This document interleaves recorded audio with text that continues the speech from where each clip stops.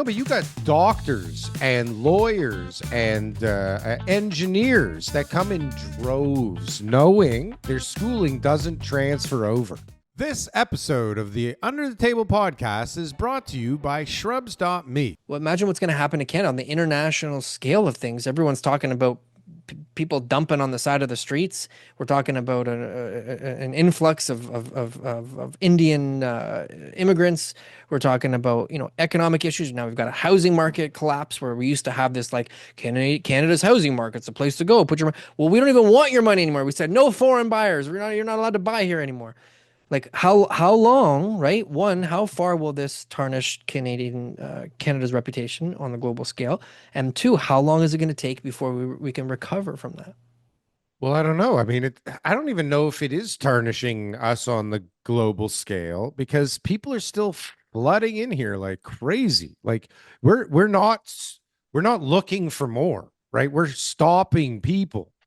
But Right. but what type of people? Well, If you're getting people who are coming here because they literally have got nothing going on where they are, I don't know if that's the type well, of that's person one that thing. we should be proud about attracting. No, but It's when we have really successful people who are doing really well. They got this great business, they got, we had professional that. degrees, whatever it is, and then they say to themselves, "Hey, even though I'm doing really well in my country, Yeah. I believe that Canada is a better country, and so therefore I'm going to take my assets, my skills, Yeah. my family, And drive an Uber and I'm gonna move to Canada, and right? drive an Uber because, Maybe in the but beginning, but no, but think over about it. time they would adapt. No, but you got doctors and lawyers and engineers that come in droves, knowing full well that their scholars or their schooling doesn't transfer over, Yeah, right? They come here, they pay to come here, knowing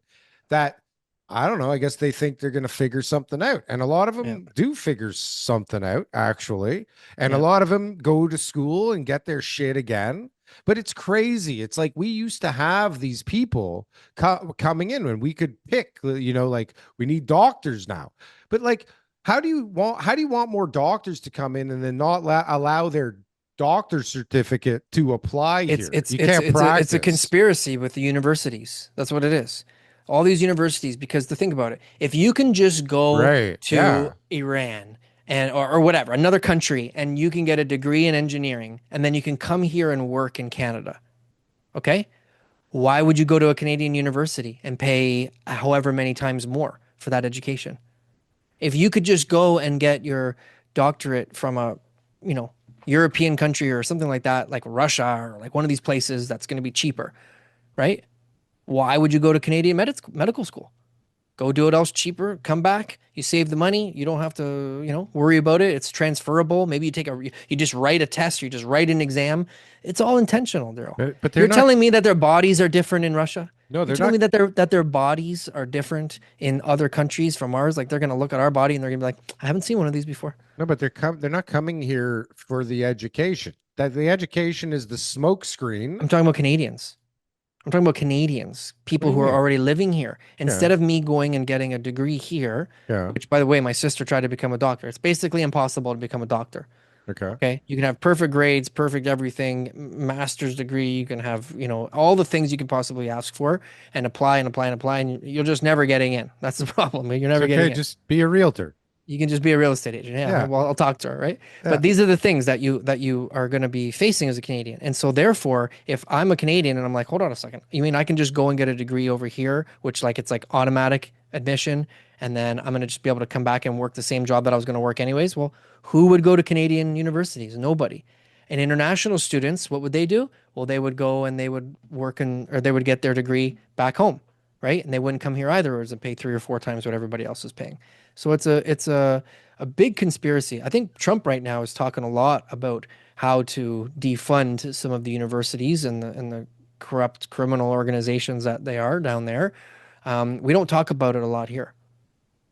It's something that I We think don't that a talk lot. about anything here. It's like just a big cover-up operation, this It's whole huge. country. Look at what University of Toronto owns downtown. Think about the wealth I know. It's that so that school has, right? fucking nuts. How can they Yeah, buy so many buildings? It's like they own half of downtown. yeah, It's pretty crazy. right. So it's like, And you're okay, not buying good deals. You're like that house comes for sale, I'm buying it, right? It's like, how did they get all those buildings and all those houses over time? yeah, That's a lot of money to just throw around, right? exactly, right? Holy jeez, I never even thought about that. And That's so, that's how just much U of T. power does that come with? Hmm.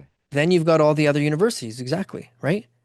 Yeah, And how do they control things like, you know, immigration targets? How do they influence some of the politicians for, you know, policies? How do they influence and lobby for there to be less regulation on international tuitions? Remember, it was a few years ago where one of the members of parliament was talking about international students, and he like let it slip about how this was really just like a source of income. Like this wasn't hmm, like, oh, we are like providing education for, you know, our Canadians and da da da. But it was just like, we got a business over here and it is international students and that is what yeah, we're doing. And it was a hmm, big deal in the news because everyone's just like, hold on a second, since when is this supposed to be like part of our economy? But it right, was the way he was talking about it was like, if we affect this, this is going to have some serious material change in how our economy works. sure. And that's not a very healthy economy.